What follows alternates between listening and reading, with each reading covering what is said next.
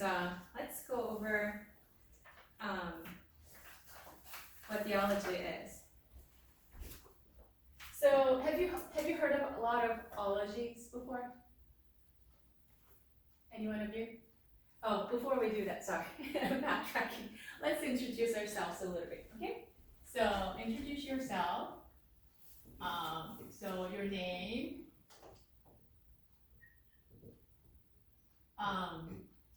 What country you're from, where you're from.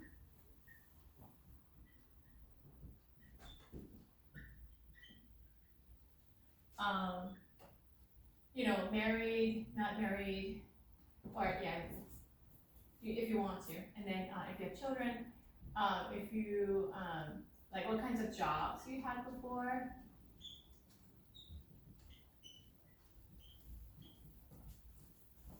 Okay, and before.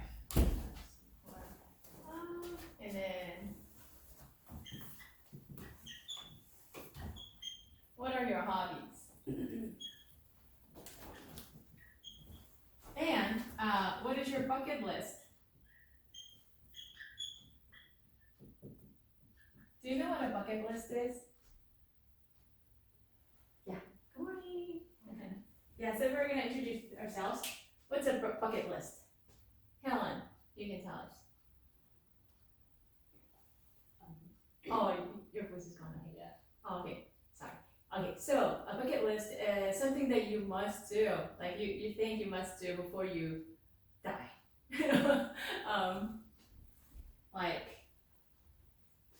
I need to travel to this country before I die. Like in my life, I must. You know what I mean? Or I must try skiing before I die, or something like that.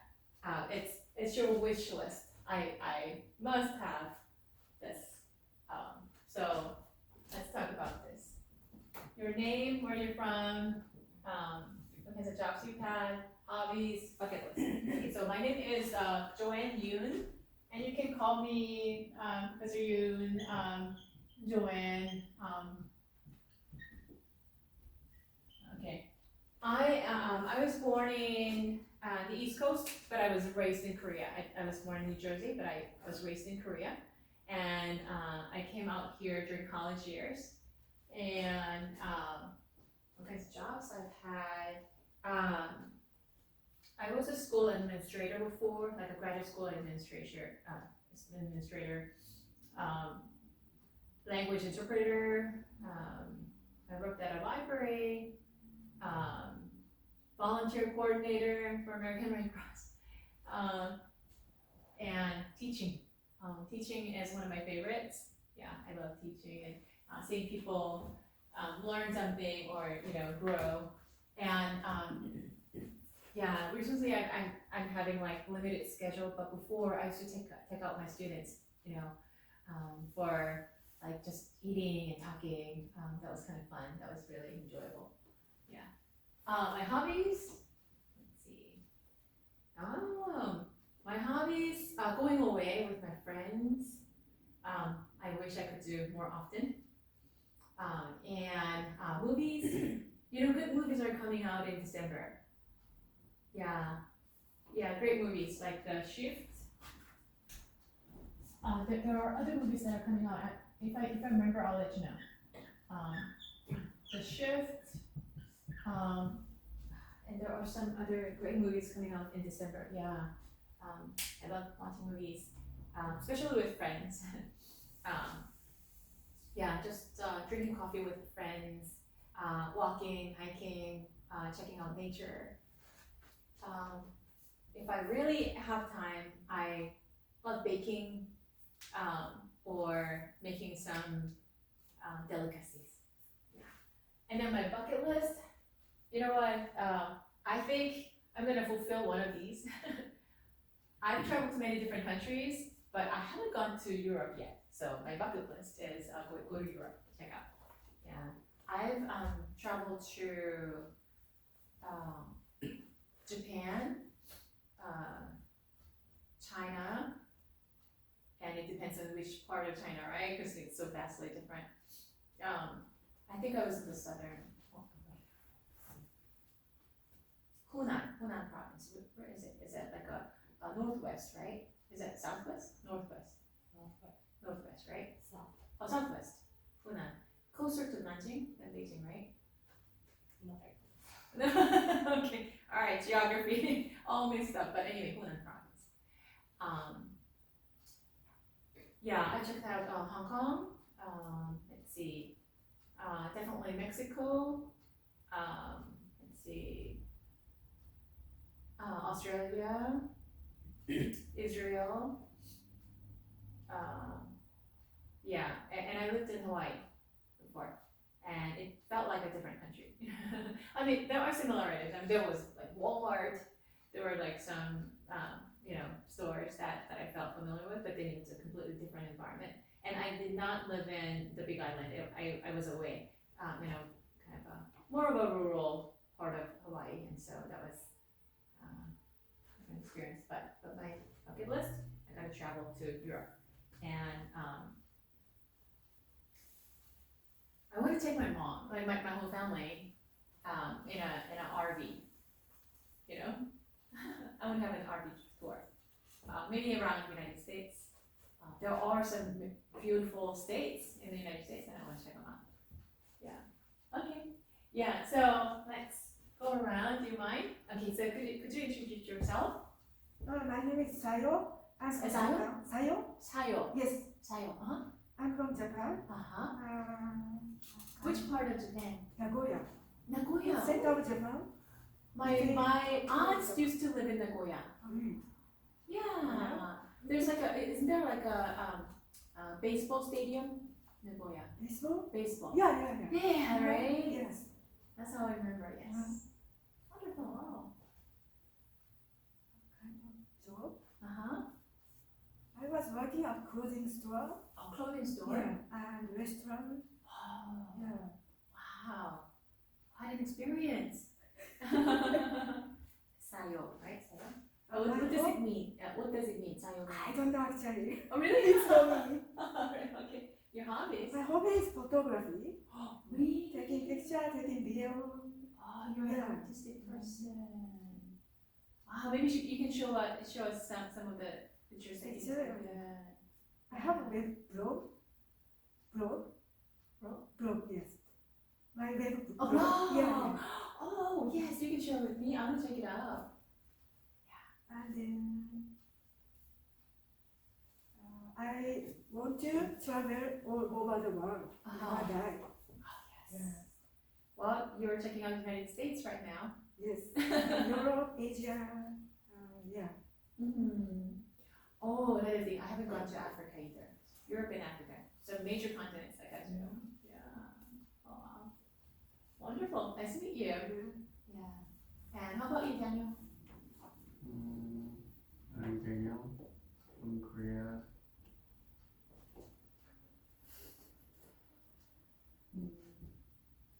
One job. I'll do. If you're relatively young, you can say, "Oh, I've been a student." Okay, I'm a student.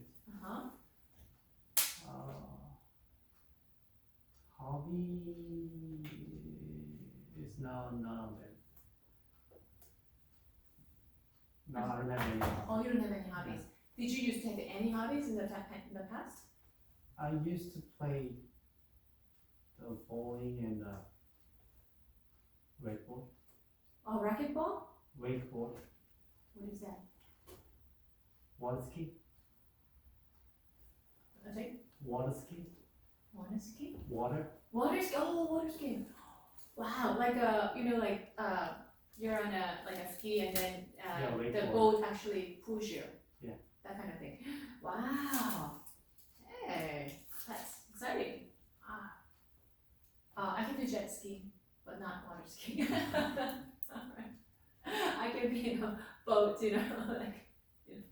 I'm not sure if I can. Well, but that sounds good. That used to be my bucket list.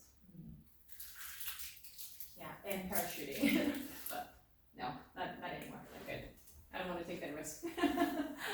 But yeah, nice to meet you again. All right. So, what are in your bucket list? No. No? Life is too hard right now? I'm good enough. Oh, you're just satisfied. Yeah. That's important. Yeah. You know, it's not a matter of like what we have and how much we have, because I checked out different areas of different countries. Sometimes I ended up in like a disadvantaged community where they don't have hot water, where they don't have proper housing, like it's leaking, and you know what I mean. They don't have good schools and things like that, and they don't have the luxury that we have in Southern California. But apparently, they were happy, and they looked happier. They looked happier, and you could see from their faces. And so I believe you. I think it's a matter of if we are thankful for what we already have. Yeah. Yeah. Wonderful. All right. Sir, would you like to introduce yourself? Lau, right? You said Lau. Your name. You can say your name and what country. My name Bao Cheng Lao. I'm China. Oh, you're from China. Okay. What part of China? Where in China? Which city? I English is local. Oh, okay. That's fine. That's fine. Nice to meet you. Nice to meet you. All right. Ellen. My name is Helen. I'm from China. I'm kind of job multiple jobs. A lot of jobs. Yeah. My hobbies, just like what we talked about, probably like snow sports Yeah. and driving. Driving? Yeah. Oh, just driving your car and just taking different routes? Yeah. Oh. I Awesome. I don't have much bucket list because I'm very satisfied with my current situation, and I feel like if you want to do something, just do it. Like right there? Yeah. Oh, okay. Yeah, so it changes. Because like everyday news, about like previous week, they said about like Iceland Lagoon is going to maybe like disappear in a couple of years or something. After I saw the news, I feel like if you don't just do what you want to do, they may disappear. That's true. I wanted to go back to Hawaii for traveling, and then that year there was a volcano eruption. Yeah, was it like 3 years ago? So then like my favorite, like all the islands, most of the islands, no, 1 or 2 islands I checked out, but then I never checked out Maui, which is the most beautiful. Yeah. And that was covered with ashes. I couldn't go. Yeah. So yeah, you're right. Yeah. Do it while you can. Yeah. Cool. Yeah. How about you, Shota? Yeah, my name is Shota. I'm from Japan and I've been student. And my hobby is trip and read a manga, read a book. Oh, read book. Mhm. Wow, you're a reader, huh? Yeah. And my one more bucket list is run a full marathon. Yeah, actually I'm trying to join a Honolulu marathon to train. Oh, I'm sorry. What are you trying to join? In Honolulu marathon in Marathon. Hawaii. Oh, you're a runner. Yeah, and this month. This month. Oh, you've been training, huh? Yeah, I've been training now. Yeah, That's amazing. yeah, my wish is gonna Yeah. be true. Wow. Wow, that's amazing. That's right. Shota, you talked about it. So, like, to me, Shota comes across as a very gentle, quiet person. But sometimes gentle, quiet people have the strength that you don't know on the surface. Yeah, because a marathon is about self-discipline. You have to overcome yourself, right? So there was a marathoner, Mr. Hwang. His name was Youngjo Hwang, like many years ago in Korea, and he was I think he won the gold medal. Yeah, at least like a couple of times, a couple of Olympic games.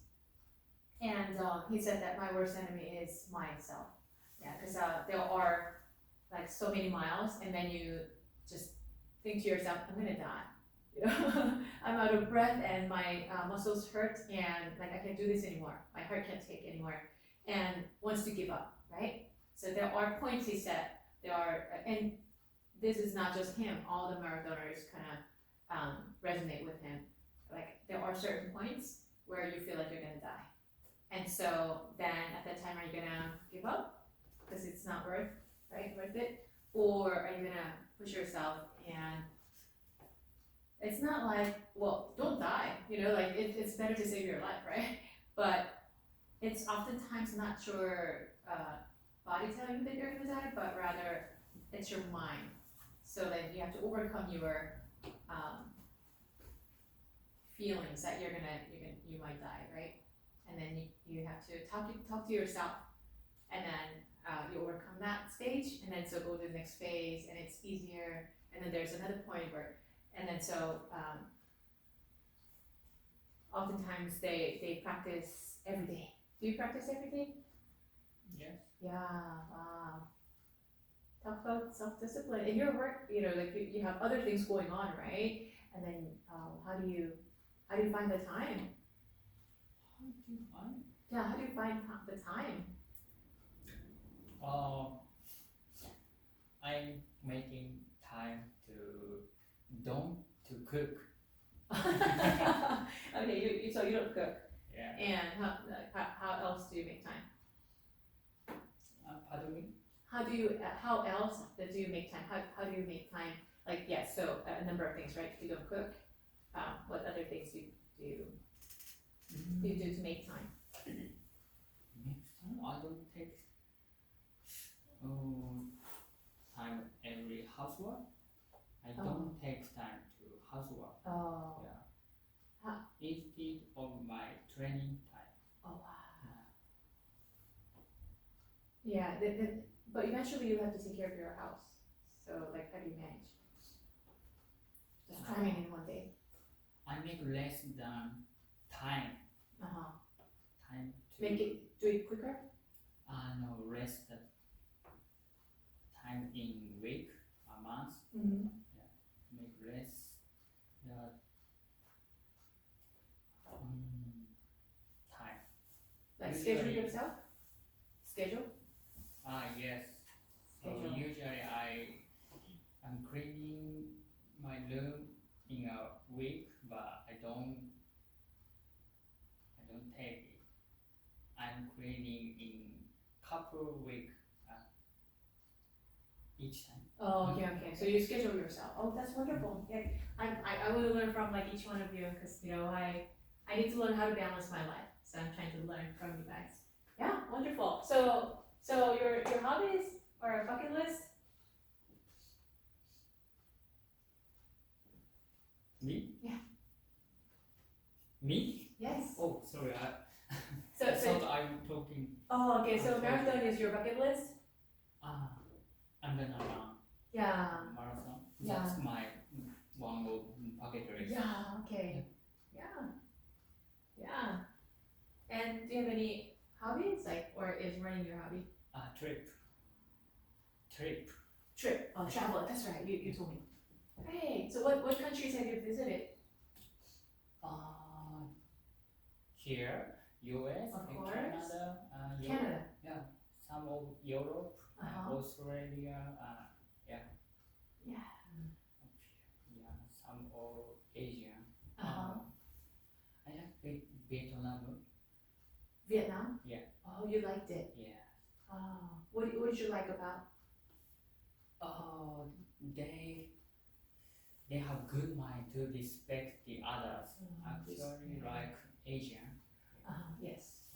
Asian respect. Yes. Mhm. it is fit for Yeah. the mind. I Yeah. And I think they have beautiful culture. You know, like just a very different feel that comes from their nature. You know, mountains or roads, or like the street vendors, like with their their hats, or yeah. and the Vietnamese. So back in high school, it was a trendy thing to wear Vietnamese with long dress. Mm-hmm. Yeah, they're really pretty. Yeah, and they're weaving. You know, it's amazing. Yeah. So yeah, great to meet you. And look forward to getting to know you more.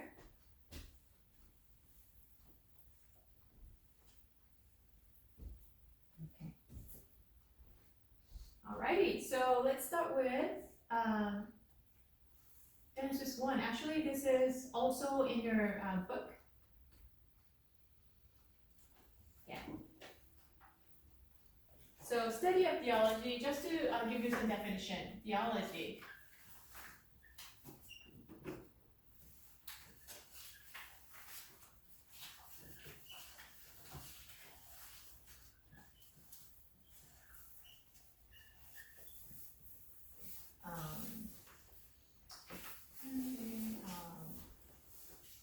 Astronomy, physiology, psychology,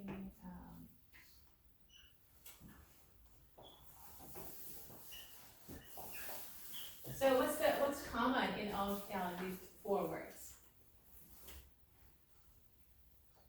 What's Okay. common?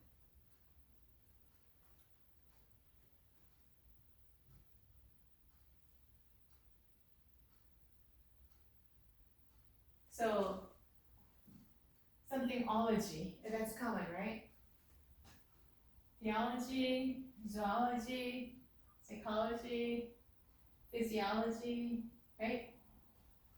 Archaeology,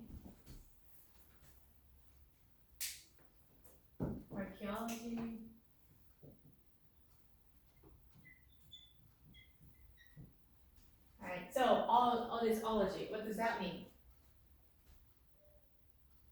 Study of, right? It means study of. Yeah, so this must be the subject that we're studying must be a study of something. Yeah? And what does Deo mean? Deo means what? It means God. So study of God. And anything related to God. So that's what you're doing in this class, theology. Yeah, so let's read Genesis 1 to 2. You can read from the screen or you can turn to your booklet. But let's read. All right, so Sayo, can you please read verses 1 through 8, please? Page 5. Page 5, yes. In the beginning, God created the heavens and the earth. Now the earth was formless and empty. Darkness was over the surface of the deep, and the Spirit of God was hovering over the water. Continue up to 8. 8.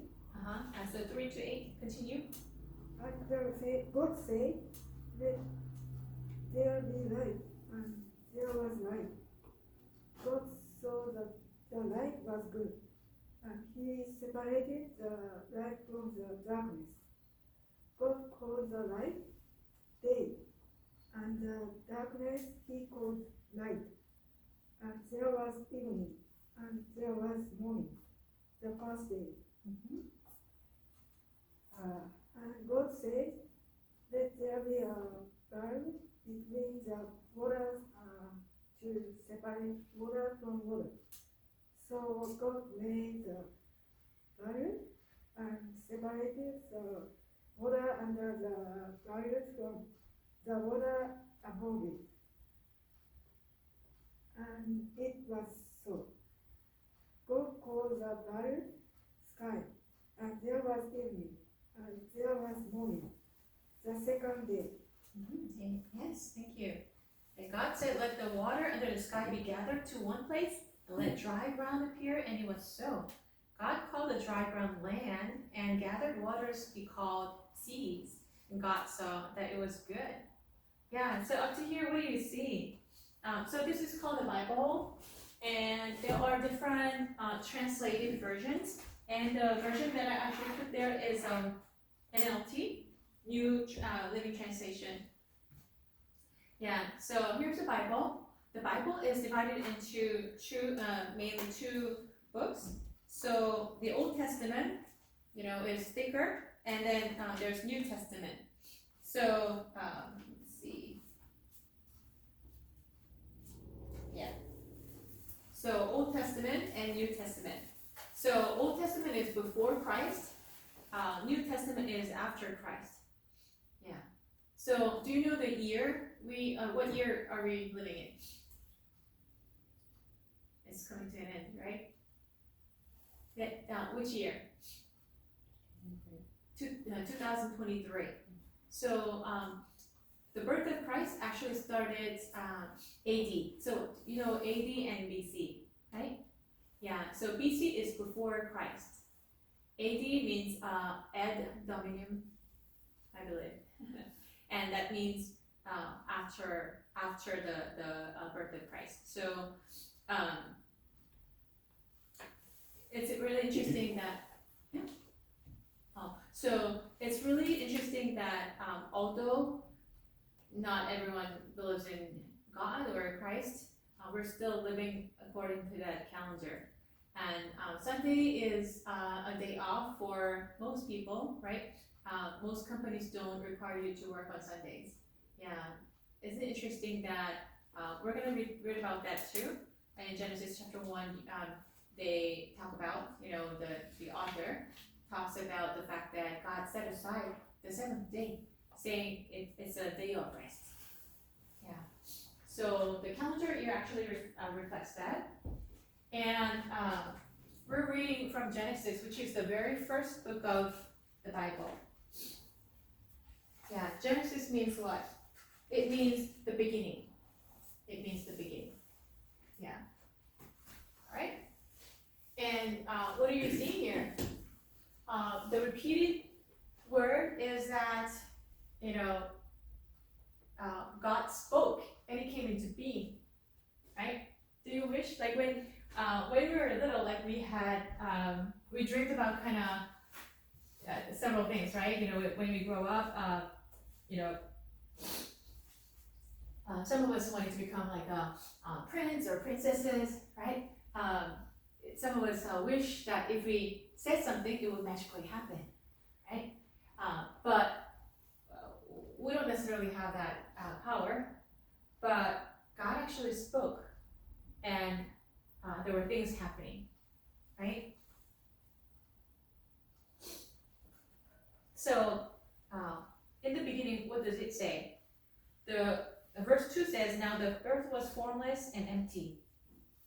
Do you believe that? The universe. And when it says the earth, it's talking about the universe as well. Do you know that the universe used to be formless and it was chaotic and dark? Yeah. If you've ever studied science, if you've ever studied astronomy,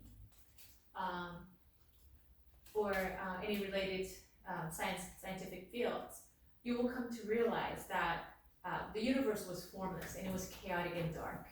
How many of you have been in electric outage, power outage? Have you ever experienced that? Boom, and then everything goes out. Yeah? Power outage. When the electricity goes off. I think it happened just a few weeks ago too, right? Because of the storm. There was a moment when all the lights were out. Yeah? Oh, okay, so it happened in where I was working down in Orange County, but you've probably experienced that. All the power goes out, and you can't even see anything. You can't charge your phones, right? You can't turn on TV. Your food in the refrigerator is gonna go bad unless the power comes back on, right? When I was growing up, during our school hours, there was sometimes power outage. When I was living in Texas, because of the storm, there was a 3-day period. Not the storm, but because of the snow and melted snow, it just broke all the electrical lines, and then for 3 days we didn't have electricity. Yeah. So I don't know if you've ever had that experience. I went to Hunan province, right? And I stayed in a hotel. And at nighttime, all the street lights were gone. And then I couldn't see anything. I couldn't even see my hand. And I couldn't feel where my head was. It was really scary. Yeah, so darkness can be scary, right? And it was chaotic. So we see outside and we see ourselves. There are certain things that we take for granted. You know, the sun is supposed to rise, yeah? 5 o'clock in the morning. It's supposed to set, you know, at certain hours. And then the moon is supposed to be up. Well, actually, it's the earth spinning, right? It's not the sunrises and sunsets, but rather it's the earth. But we use that expression. So, well, can you imagine when the sun does not come up? Like in the morning you woke up and the sun is not there anymore. Can you imagine? So we take things for granted. It's supposed to be that way. You know, we breathe and we think it's normal, right? Well, you wake up and, well, even when you're sleeping, you're supposed to breathe. But have you experienced when it was not normal? You know, when COVID was rampant, you know, back in 2000, when was it? Was that 2020? End of 2020 and then the beginning of 2021, right? It was just rampant when massive amount of people died in the United States and everywhere in the you know, in India, in China, or even in Korea, you know, like everywhere people were dying. Do you remember the chaos? And at that time, they couldn't breathe. The COVID patients, when they're carried into the hospital, they couldn't breathe, right? That was one of the symptoms. And so they oftentimes had like lungs filled with fluid, and so they had to get the water out of the vacuum. They used the vacuum to get the water out of your lungs and all that. So in those moments, some of the people that I know actually went through that, and they were like, you know what? I can't take breathing for granted. I'm thankful that somebody is allowing me to breathe. Yeah, and yeah, even the water. I've been to a place where there was no drinking water for a moment, and it was really, yeah, you just can't take for granted, right, what you have. And so where does do all of the provision come from? Who makes the sun rise and sunset? Who allows the water so we can drink? Who allows our breathing? Yeah, that's something to think about, right? Yeah, who gives life? Who gives life to us? So each morning we wake up, and sometimes, you know, I do that too sometimes. Oh, it's another day, yeah? And like, we have to go to work, or like we have to take care of our children, or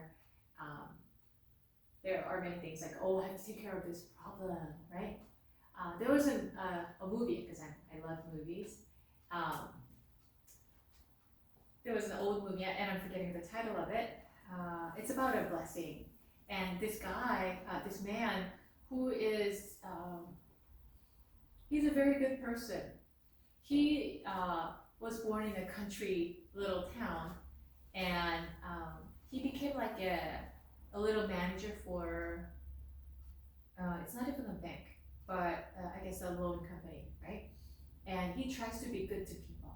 Oftentimes the loan companies take advantage of people, but this guy, his father was running the company and he just kind of inherited, he was just helping out. And so what happens is that he has a dream. He wants to go to a big city and become a famous person, but his younger brother, you know, so long story short, when they were little, his younger brother actually fell in water and he was drowning. And so, say this guy's name is, say Peter. Okay, Peter jumped into the water during the cold winter because the ice broke. The reason his brother actually fell into the water is because of the cold winter, and it was just the ice broke under him. So he jumped into the water, saved his brother, and the water got into his ears, and he became kind of deaf in one ear. Yeah. So his brother lives, right? And he gets married to this beautiful woman inside and outside. She has a beautiful heart. And so she doesn't mind him sacrificing so much for the town, for the entire town. And he lets people borrow money so that they can buy houses, or they can buy fields or a cow, so that they can establish their lives. You know, because they don't have any money and you have to start from scratch and you need money. And he just allowed people to borrow money at a low rate, and then he would just wait, you know, give them a lot of grace period, so that these people, the town people, they were able to buy homes, you know, raise their family. They were able to raise their farms. You know, now they have farmland, cows, and all that. So he's doing good for the community. And there's another evil guy who wants to just accumulate wealth for himself. And just like some of the large companies can do, right? They try to take over small companies. They just swallow them all and become bigger and bigger, right? Those companies. So this evil guy, say his name is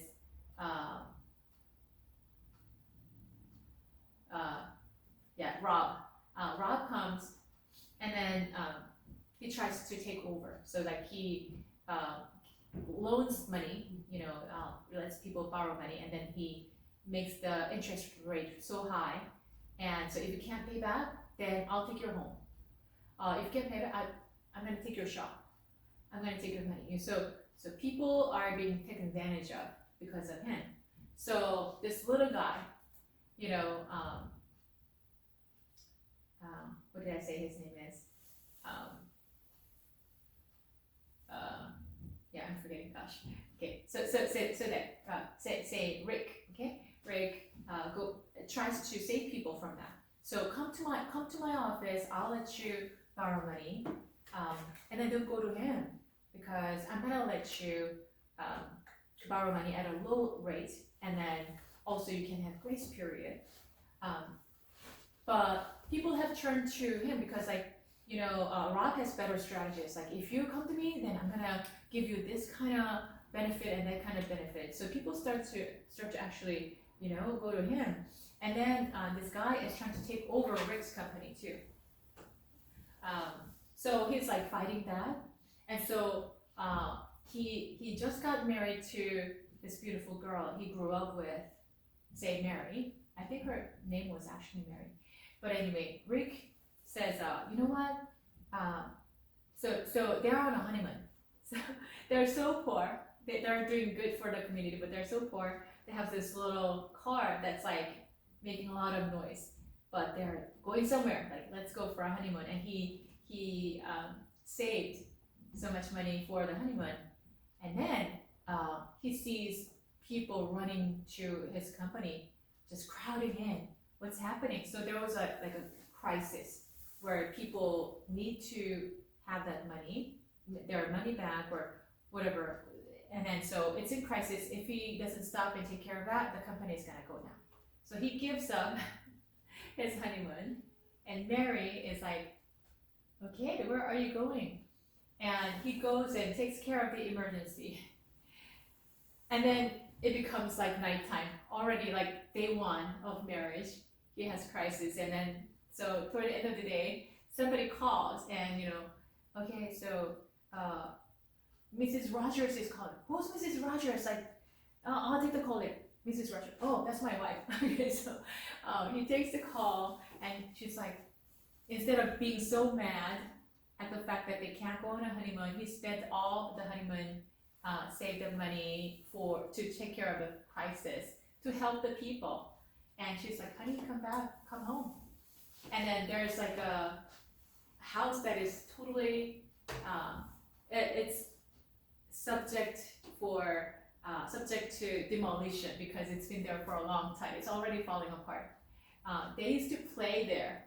It used to be their like secret dating place, but nobody lives there. Of course, it's gonna be demolished, right? And so somehow throughout the whole day, she's a very wise lady, and it's a movie too. She just fixed so many things and prepared a nice table. She made it their honeymoon, like their home and honeymoon, and she made friends with people. And so the guards and police officers, they come and they start singing, for them. And it's a rainy day too. It's like terrible. And he opens the door like, oh, what is this? The cobwebs and all that. He opens the door. This beautiful bride of his own is dressed up in nice clothes. She prepared a table for him. And she says, welcome home, honey. Long story short, that's how he lives his life. He sacrifices his time, money, and everything that he has. And he ends up having like, how many kids? 5 or 6 kids. Giving to other people to help them live. Just as he rescued his own brother and he lost 1 ear, right? And so he's lived the life like that, and everything bad happens to him. Okay, he lives in this house that is about to be demolished, and they just do the renovation, painting on with their bare hands. The wife never complains. What a wonderful wife. And their kids are growing up fine. But then one day, this evil guy, Rob, he constantly tries to, take over his company. And finally, Rick's uncle works for the same company, right? For his father, Rick's father and his brother and the son were working together. And Rick's younger brother went to the army. By the way, he gives up his dream. Okay, so Rick wants to go to a big city. That's been his bucket list, right? And so he's like, okay, so as soon as I graduate, I'm gonna go to the big city and become a successful man, and I will come back. And his younger brother, if something happens, his younger brother signs up for college, and he's like, okay, all right, you know what, I'm gonna keep working here, although I hate it. He loves the fact that he can help people, but he doesn't like the job itself, right? I have a bigger dream, but I'm gonna keep working to support you for college. So his younger brother, let's say his name is Bob. Bob goes to college, and you graduate from college. I'm gonna wait for you. I'm gonna support you with tuition. You come back, take my place, so then it's my turn to go to a big city. Okay, so they promised each other. Okay. All right. Fast forward 4 years later, what happens? He comes back with a beautiful young lady. He says, "Oh, hey," and they give hugs to each other. Oh wow, it's been a long time. How have you been? They didn't have FaceTime. They didn't have Zoom back in those days. They barely had landline phones, right? So, long time no see. Welcome back. Oh, by the way, I got married to this young lady. What? Why did you not even tell me? And then this young lady, because he graduated from college and all that, back in those days, it was a prestige to go to college. And he was able to get married to a woman of a privileged background. Now, her father has his own business. So he says, you know what, I can't take your position anymore because I have to help my wife's father's business, which is qualitatively different. So he's like, goodbye. And he's like, okay, congratulations. He's so gracious. Fast forward, he gets married to Mary, and then this thing happens, and he just gives all his honeymoon money to take care of the company crisis. Long story short, he just keeps helping people, and the townspeople are so thankful to him, and they also became successful. They were able to establish themselves. one day his uncle, Rick's uncle, was so excited to see that Rick's younger brother, as an officer, like a captain or lieutenant, I don't know. He became a war hero, and he was on the newspaper. So his younger brother is very, very successful, and he's so happy. His uncle is happy, and his uncle actually brought some cash with him to deposit into the bank, and that was like a critical amount of money. He brings cash in this newspaper, and he meets this villain. What was his name? Rob. Rob is in a wheelchair, and he's like, "All right, so talk to me. What happened?" "Oh, you know what? My nephew, Rick's younger brother, became a war hero. Did you get the newspaper?" And he starts just giving newspapers out along with the cash. The cash went into the villain's hands. And he opens the newspaper. So he goes like, "Goodbye, have a good day." And he goes to the bank and he's like, "I came to deposit my money." And they're like, "Okay, yes sir, I'll give it to me." And "Where is my cash?" And he goes crazy. He just goes all over the place to look for it, but he can't remember. That villain has the money, right? The villain is like, "Wow, what an opportunity." So of course, he's a dishonest person. He puts it into the drawer. Later, Rick, he's a nice dude, right? Just sacrificial. He's like, "Uncle, where's that money? Our company will have to close down, and you'll have to go to jail if we can't have this money back, right?" And so he goes to meet this villain finally.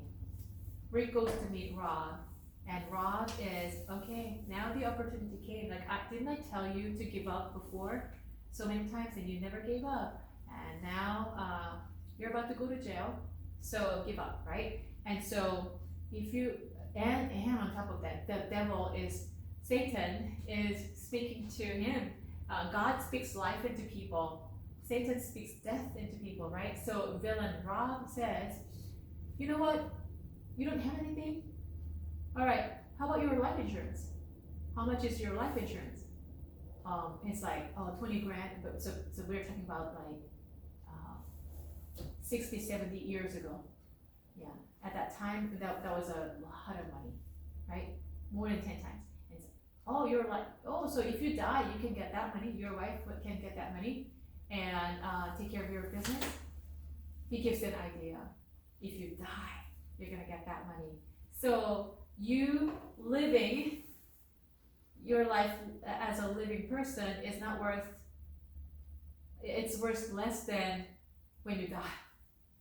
And his mind goes like, "Wait a minute, okay, I've messed up so many times. We couldn't go for a honeymoon. Like, I screwed up." He's driven into this guilty mode. Maybe it's better for me to die so that my wife can have money and live a happy life with my children. So he actually goes to this, he becomes a very, very angry person. He's a gentle tempered person, but he becomes completely angry. He comes back home. It's like, his house is still falling apart, and there's always this, on the stairway, a handle. So there's stairs, and then there's a handrail, right? And there's this thing that always falls off whenever he puts his hand on. It falls off, and he's like so angry. He's just angry at everything.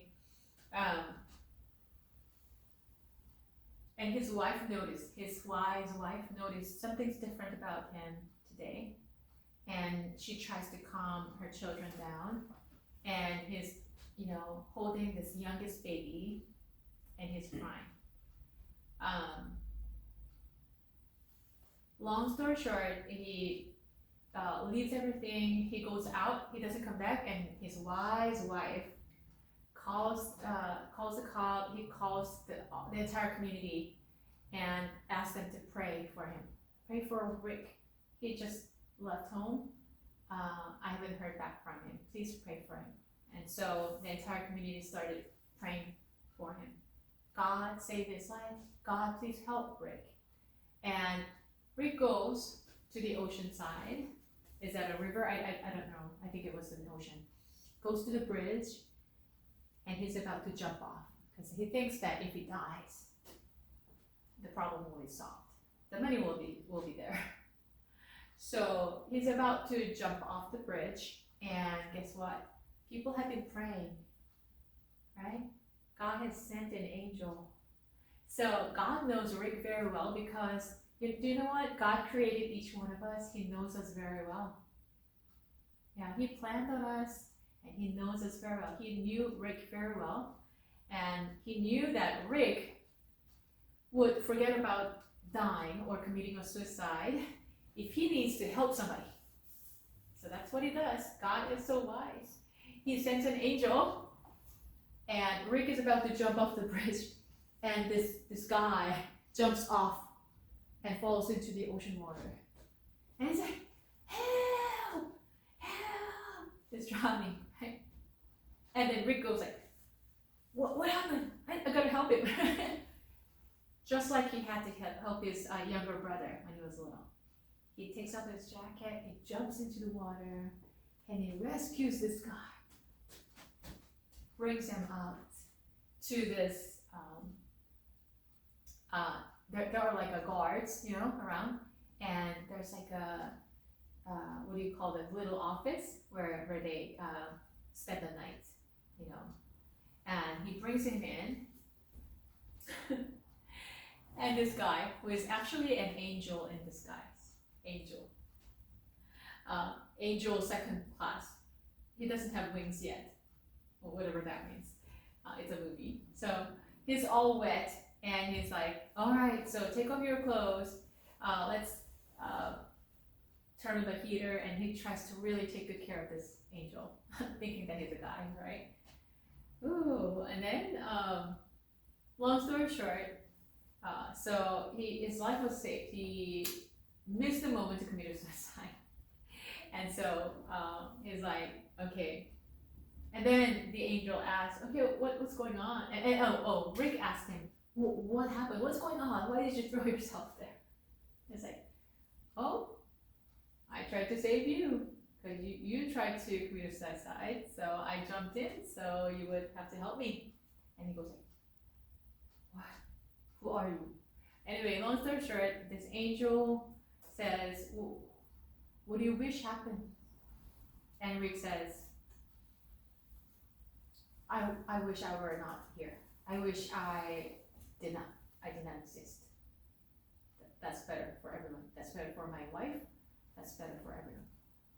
So it's like, okay, so you got your wish. So the angel was given the power. He asked God's permission. He was given the power. All right, so Rick, you do not exist anymore.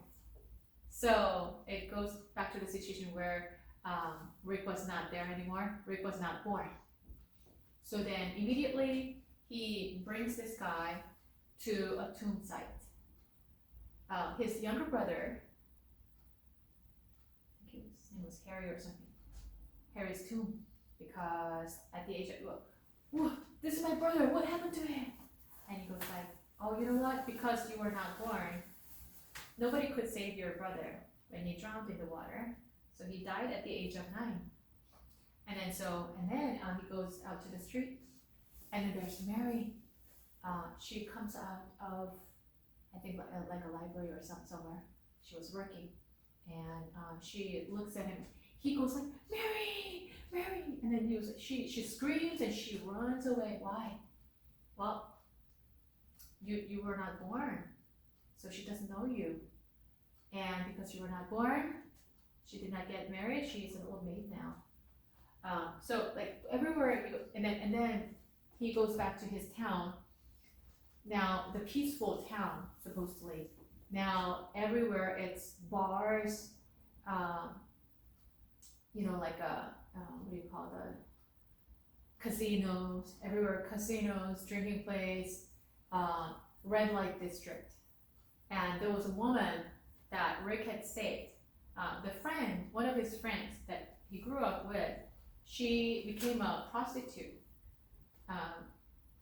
actually, the story that I did talk about is that he had helped her financially when she said, oh, you know what, I'm gonna go to New York, start a new life, you know, and he helped her.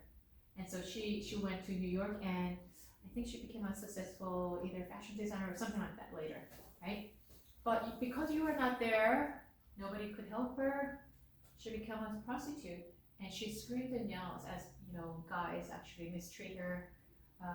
The beautiful town had turned into worse than Las Vegas, because you were not born, nobody could help these people establish their homes, farms, families, and so this town is sold into the hands of the villain.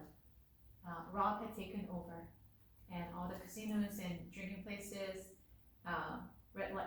This town has become a red light district. So he gets to see what happens when he was not there, right? I wish I were not born. Okay, you got your wish, and this is how the world looks like. And then finally he goes like, please, I'd rather go back to that painful life. Take me back, take me back. And so the angel takes him back. And the situation has not changed. Still, he has this huge loan. His company is gonna go down. Miserable life is waiting for him. And so, but he is so joyful. Now I have my life back. I'd rather live like this than not having me and seeing all these tragic things happening, right? So he's happy now. He's bleeding. He got into a fight. Somebody just punched him. Yeah, so he was bleeding and the blood comes out. He's like, oh, I'm back. He's happy about his blood. He goes back home. This annoying handle that always comes off, as it comes off, he's like, oh, you know, he kisses it, he puts it back. I'm so happy that everything is back to my old life. He gives hug to his wife. His wife was like, where have you been? I told the entire town to search for you. And as they are just giving hugs, the door opens. People heard about Rick, who has been helping the entire town, right? They come with cash, buckets after buckets. Here's your money. Don't close down your company. Don't go to jail. We're here to help you. So long story short, it's a happy ending, and his successful lieutenant or captain, the brother who became a war hero, comes back, and he comes and hey brother, thanks to you, I became a hero, successful person, and they just sing Merry Christmas, you know, like the happy song together. It's a movie, but just imagine certain things we take for granted. When the situation is bad, hopefully it gives us an opportunity to think about God. Where is God in the midst of all this trouble, right? In the midst of all my trouble, in the midst of the world's trouble. But one thing that can happen if we're not mindful is we lose hope, which had happened to Rick, right? When we lose hope, it's like we act like God's not there. You know what? Everything is in my hands. Nothing's gonna change. I wish I died, right? Kind of mode. I don't know if you ever had that moment in your life. I've had that moment in my life, but so we need to have some people praying for us. It's important to have people around us who care about us, who pray for us, just like Rick's townspeople all prayed for him, and God answered by sending an angel and turning the situation around, right? The reason I'm talking about that is because, number one, there are so many things that we take for granted, that we assume that should be there. Well, everyone has that. what's so special about this? But you know what? We sometimes don't realize that things go well. The sun rises, sun sets, we have drinking water, we have even electricity. Electricity is a human invention, but who gave that mind and wisdom, right? Even with electricity, it cannot withstand natural disasters, right? Well, the fact that I'm standing and you're sitting, do you know that the gravity is critical? Gravity puts everything together. So if there's just very minor error that is in gravity, so if gravity minus 0.0000001% of that, do you know what happens? We cannot be standing here. We cannot exist. Do you know that the molecules, so our bodies are made up of molecules, right? Molecules.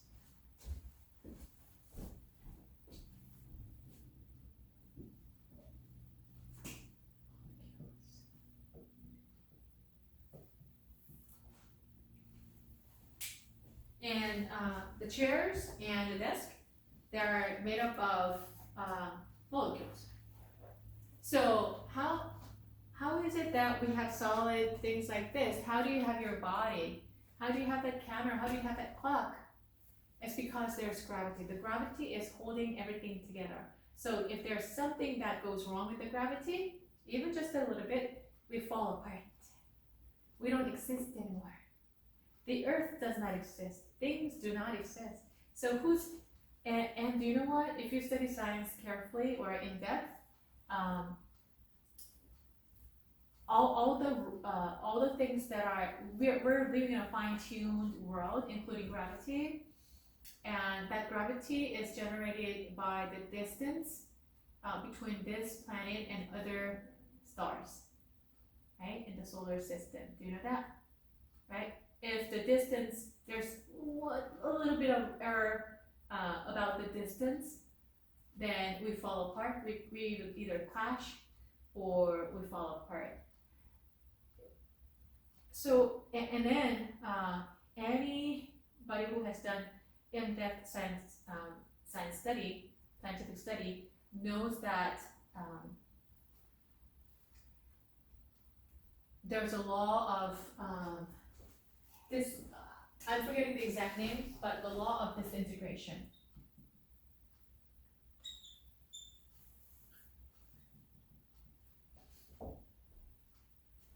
Yeah, I need to get the name right, but say, okay, I guess my room is a prime example. So, Shota, you talked about cutting down on the hours that you spend for other activities in order to make time for running and practicing. Yeah. So other people, I believe, have similar experiences in order to focus on your business or maybe to raise children or something that is very important to you. You push aside other things, right? Say, okay, I'm gonna just clean up my room every 2 weeks instead of every week because I need to make time for something important. What happens? So say on a Saturday, you cleaned up your entire room and the bathroom and all that, it looks like spotless clean, all right? The laundry is folded and your bed looks perfect and it just looks very clean, okay?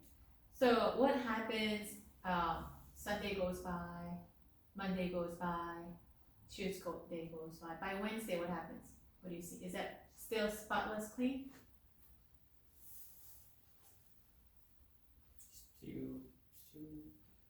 Still what? Is that still very clean, like the day when you cleaned up? Does it look the same on Wednesday? So what I'm trying to say is, as time passes, okay, you take off your shirt, you take off your shoes, like a little bit of dirt comes in, like whenever you open the window. So what happens? As time passes, it becomes more and more chaotic, right? Shoes here, even your dishes. Okay, so day passes, days and days go by. You eat, and you know certain dishes are out unless you do the dishes every day. I'm not doing the dishes every day. Now, things pile up. If you don't clean up for 2 weeks, what happens, right? Then it's not spotless clean anymore. I mean, nobody has that privilege, right? There's some dirt, yeah? There are some things that are not as organized if we just leave them alone. Okay? If we just leave them alone, then the room becomes more and more dirty after time. Do you agree? Yeah, almost agree. Yeah, so And- unless you organize and clean up every day, so say you don't, okay? So if you leave your room for 2 weeks, not cleaning up, what happens? It's gonna be messy. It's gonna be very messy. Yeah, exactly. So all of us are like that. It's not just you, right? Everyone. So it's because as time passes by, if there's no intervention, then it becomes more and more messy and chaotic, right?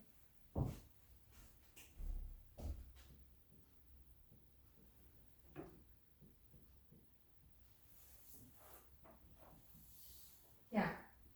So the same rule applies to the universe. Do you know that somebody is fine-tuning the gravity? So if you just leave them alone, okay? If nobody is doing anything for the universe, do you know what's gonna happen? First of all, the universe is expanding. Do you know that? Universe is not static. It's expanding right now. So any scientist would know this. So it started from a little tiny thing, and there was an explosion. Do you know that? Explosion. And so there was a universe. Okay? And then ever since the beginning of the universe, it's expanding. It's becoming bigger and bigger. Do you know that? So the universe is moving, expanding at this moment. We don't know, we don't feel it, but that's what's happening. Yeah. And so while it's expanding, so then things change, right? Things are changing. So if you just leave them alone like that, gravity will be off. Things will be off. If you just leave them alone, the universe becomes more and more chaotic. And there are much bigger consequences than not cleaning up a room. Not cleaning up a room, you don't die. But if the universe is left alone, things fall apart and we won't exist and we will die. Do you know that? So the scientists are finding out that there's somebody, we haven't seen this person, somebody is fine-tuning the universe every day. Yeah, maybe I should show you a video. Somebody's fine-tuning the gravity, somebody's fine-tuning the distance between the planets.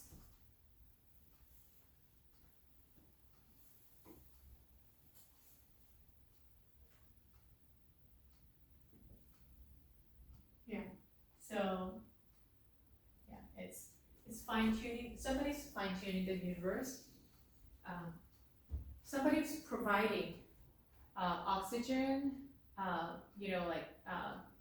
hydrogen, all the things that we need in order to sustain our life. Somebody is actually providing that. And somebody's reorganizing the universe moment to moment. That's what's the evidence? You and I, standing, existing, breathing. This is an evidence that somebody is fine-tuning the universe even today. Yeah. And when you look at your body, if you study in depth your nerve system, DNA, do you know DNA is coded? Yeah. Well, many people have been experimenting with DNAs, yeah. GMO, genetically modified, but it's so limited.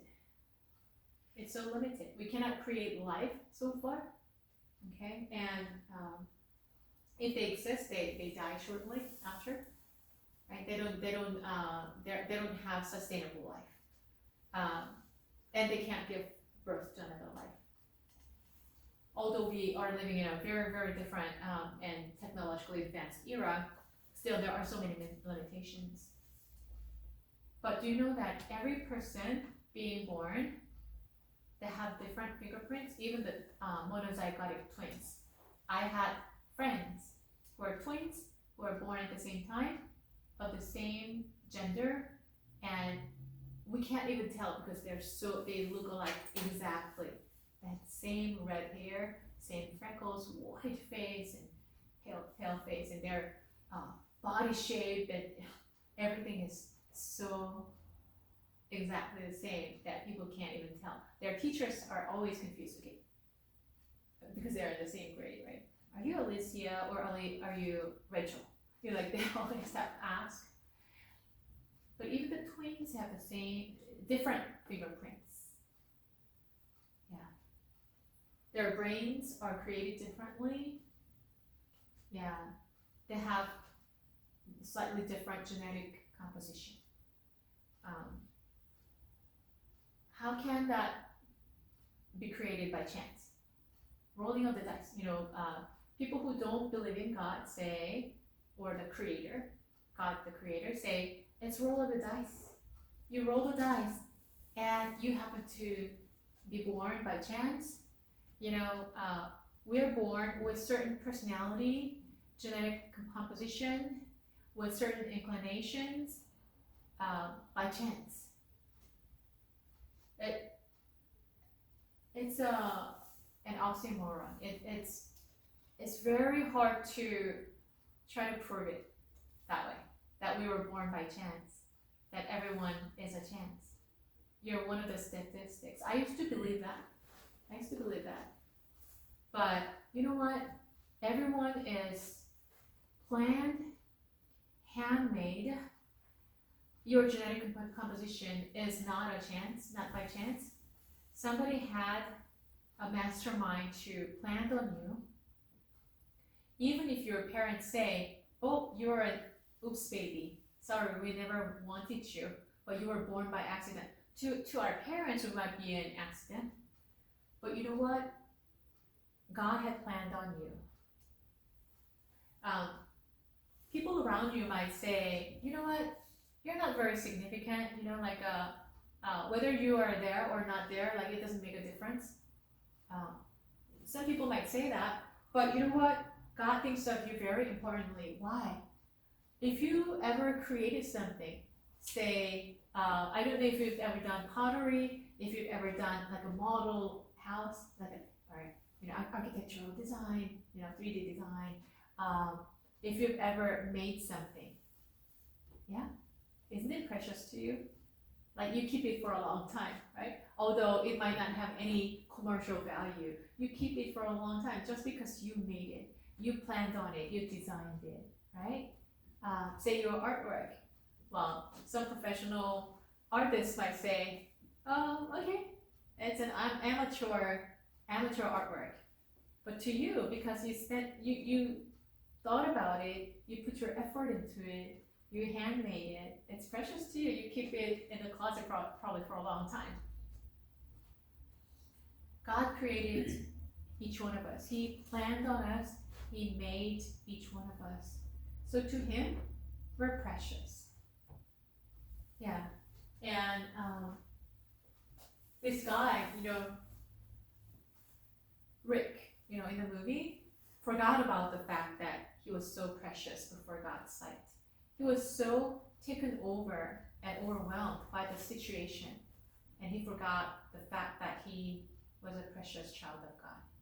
And God wanted to remind him, so He sent an angel, right, in a human form.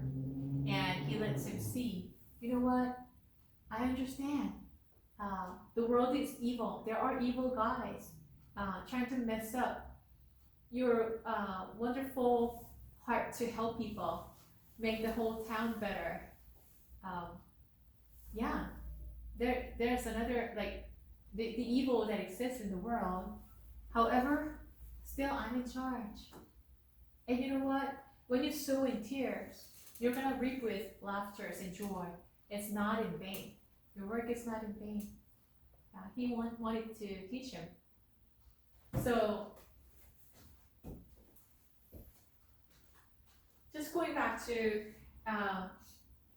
Genesis 1, God spoke the world into being.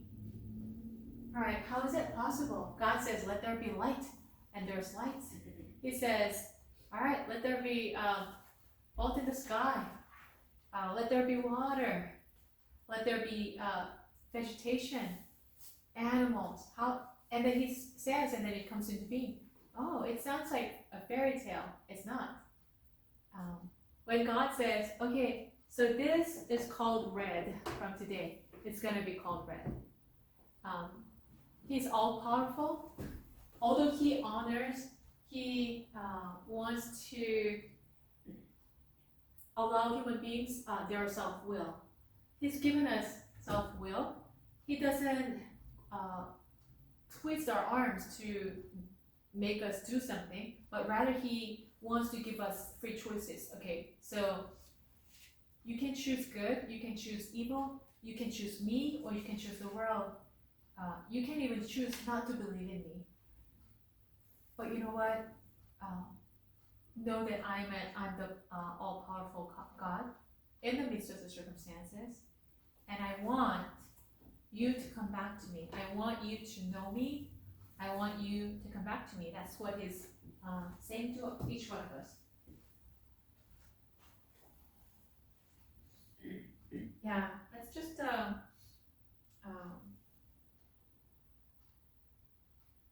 continue reading. Shota, do you mind reading verses 9 through 20? From 9. From 9 to 20? And God says, let the water under the sky be gathered to one place, and let dry ground appear. And it was so. God called the dry ground land, and the gathered waters he called seas. And God saw that it was good. Then God said, let the land produce vegetation, seed-bearing plants and trees on the land that bear fruit with seed in it, according to their various kinds. And it was so. The land produced vegetation, plants bearing seed according to their kind, and trees bearing fruit with seed in it according to their kinds. And God saw that it was good. And there was the evening, and there was morning, the third day. Yes, continue reading, please. Up to 20? 20. Yeah, so 14, continue 14.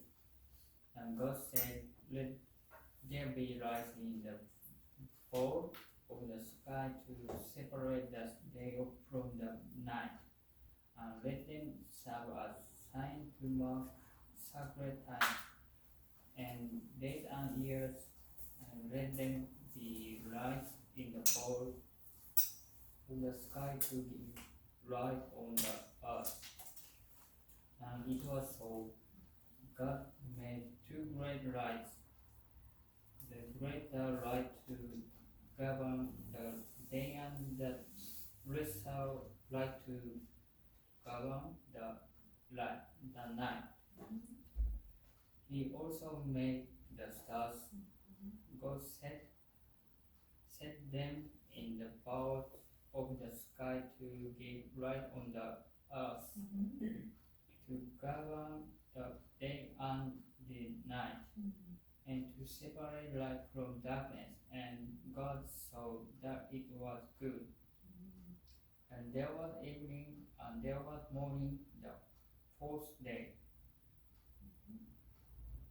And God said, let the water teem with living creatures, and let birds fly above the earth, across the vault of the sky. So God created the great creatures of the sea, and every living thing with which the water teems and that moves about in it, according to their kinds, and every winged bird according to its kind. God saw that it was good. God blessed them and said, "Be fruitful and increase in number, and fill the water in the seas, and let the birds increase on the earth."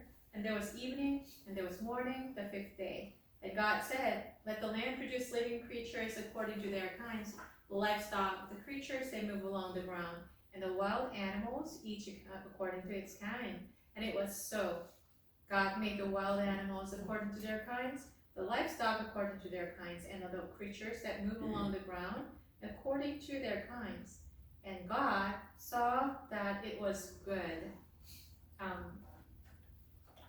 Daniel, do you mind reading verse 26 through 30?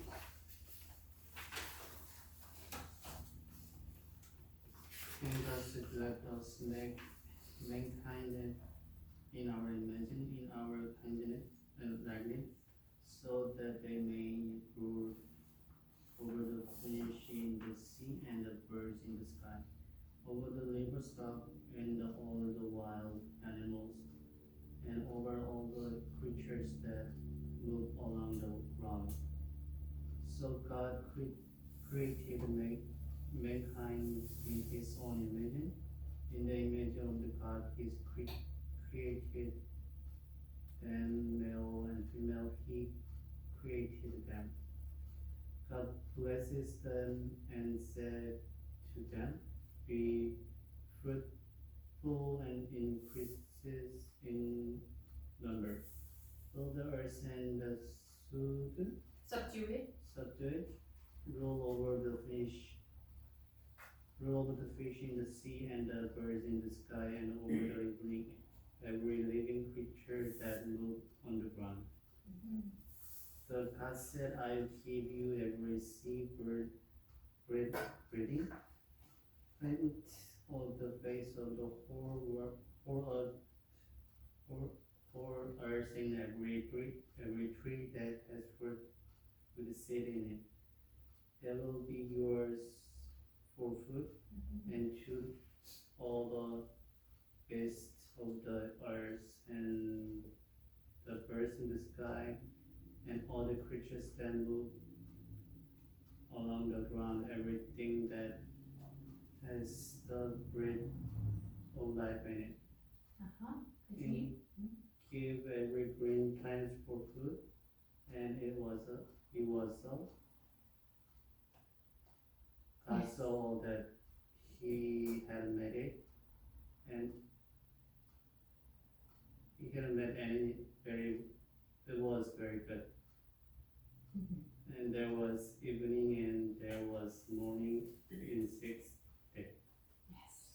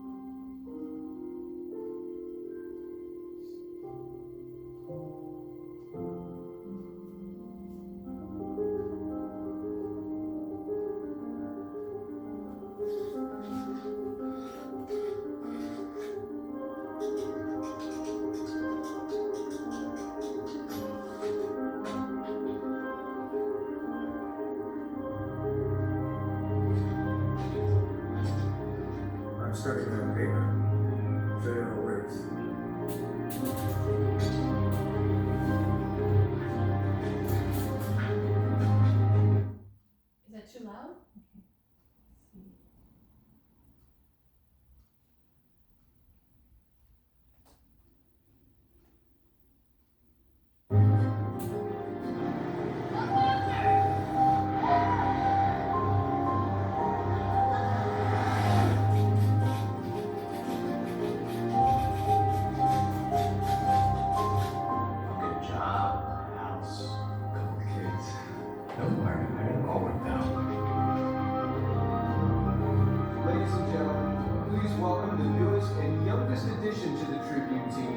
Lee Strobel.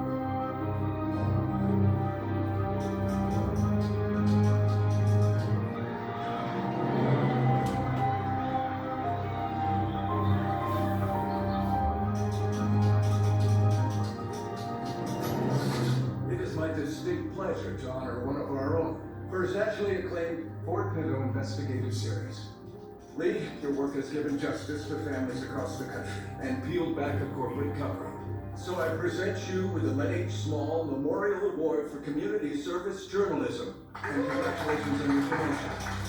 The Legal Affairs Editor.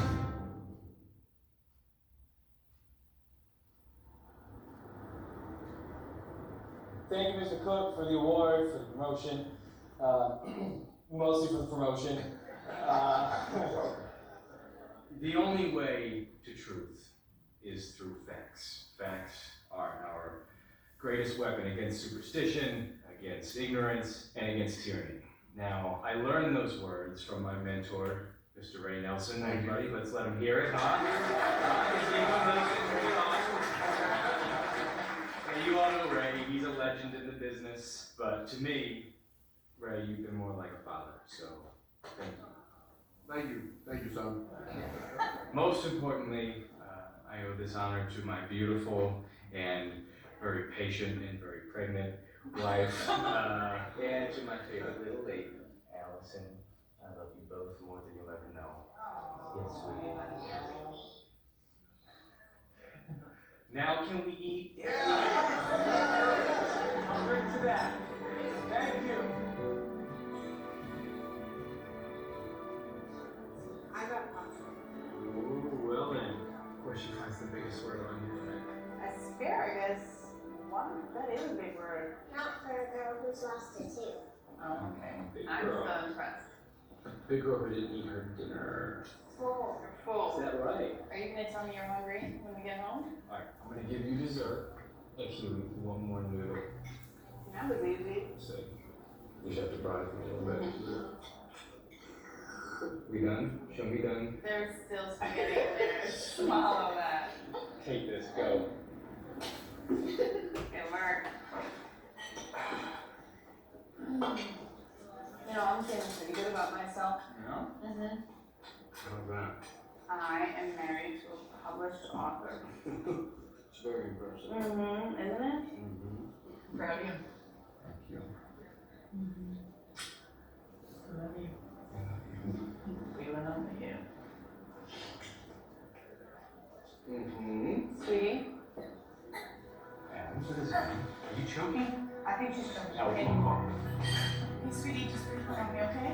Allie, Is everybody can you just give her do something. Allie, Come on, come on. baby, it's Hey, okay. somebody help us, please, call an ambulance! It's okay, baby. Give me again, okay? Okay, breathe for me, you're gonna be alright. Baby, I'm right here. I don't know what to do. I love you, sweetheart, just stay calm. Come on, Alan, call for me.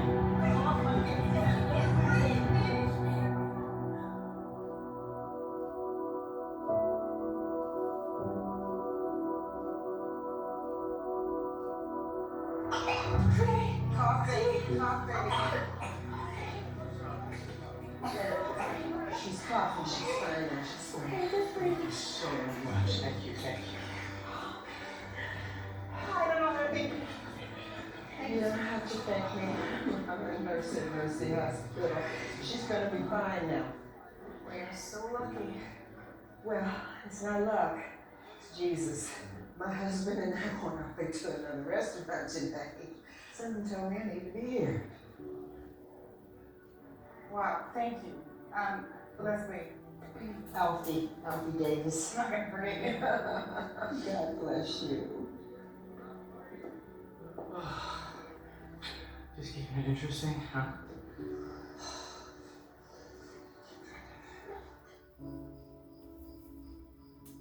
I can still right? We'll have to see about that. Get some sleep now. Alright, Missy? Who's Jesus?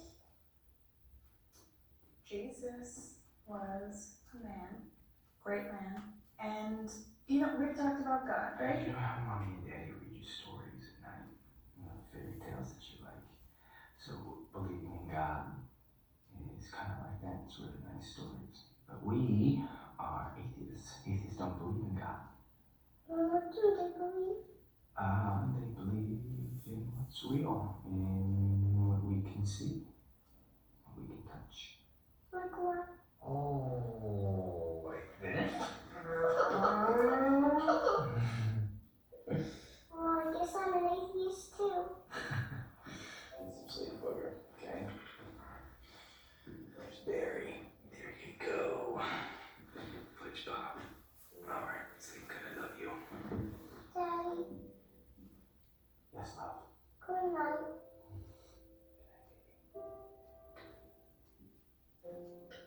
I thought we said we weren't gonna force anything on her. She asked. Right, so as long as it's what we believe.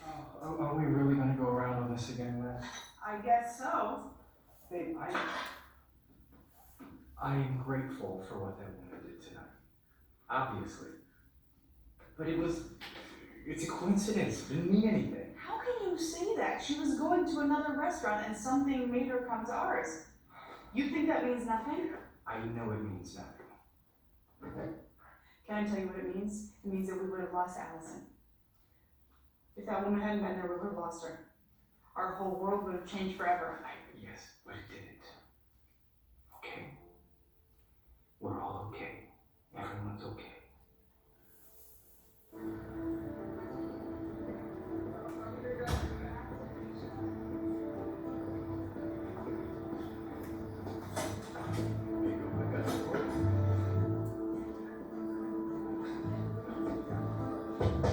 Hey, Chief. You know, I could have edited 3 pieces with my red pencil in the time it takes me to do 1 piece on this ridiculous thing. My new book. Just picked these up from the mailroom. Wanted you to be the first to say it. Yeah, there's a cop shooting this weekend. Inglewood. Officer survived. See what you can get me on the shooter. James Hicks. No, that's copy. I'm legal affairs now. Why don't you give that to Monroe? You may be a golden boy to the suits upstairs, but to me, you're still just a brief reporter here. Good. Don't close the... London. Want an autographed copy of my new book? Not one bit. Jealousy doesn't look good on you, my friend. Yeah, nothing does. Overnight little breaks to make people struggle. Thanks, Rod. Hey, I want you to go through yesterday's local rag, see if one reported on a cop shooting. The person's name is Hicks. James Hicks. James Hicks. Sure. Okay, you got 30 minutes. I'll take a book if they're still offering. Hey, London. You hear that? Got my first taker. Yeah, no, man. But you might have on this business, kid, even if you're a second. 29 minutes, Rod. Room 241, bed 2, going home today. Will pray for discharge, please. Leslie? Yes, hi. Alfie. Yes. Muffins. I have not been able to stop thinking about it. What if you hadn't been there? There is no what if with God. You're so sure. How can you be so sure? Do you really want an answer to that? In surprising ways. So tonight, for example, if you find yourself here for the first time, I just want to encourage you to open your heart and take a chance. Maybe God's trying to get your attention right now. And trust me, if you listen expectantly for his whispers, you'll hear them. You will. Maybe you're afraid. Maybe you have doubts.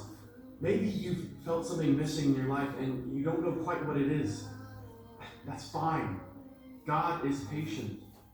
And when you're ready, I promise you, he'll be right there waiting for you with open arms.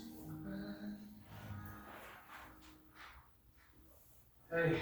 Hey. Alright. I hope it was fun. It's based on a true story. Yeah. He has a series of documentary. He's a journalist at Chicago Tribune very successful journalist. What does the journalist do? They're fact finders. They go and dig in. So he's out on his mission to dig out the truth for this murder case.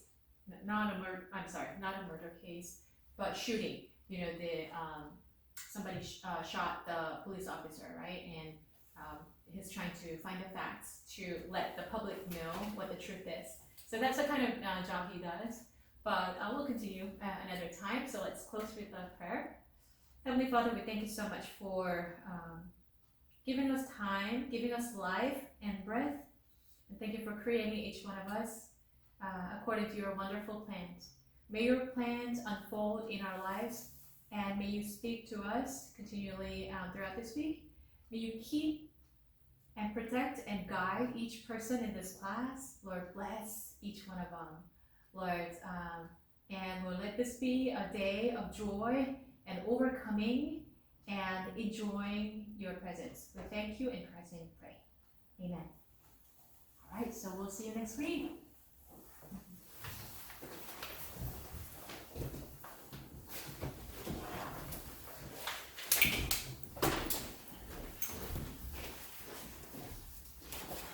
Thank you. Great to have you.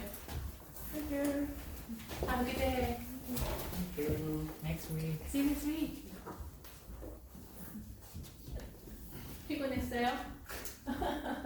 죄송해요. Have a great day. 네.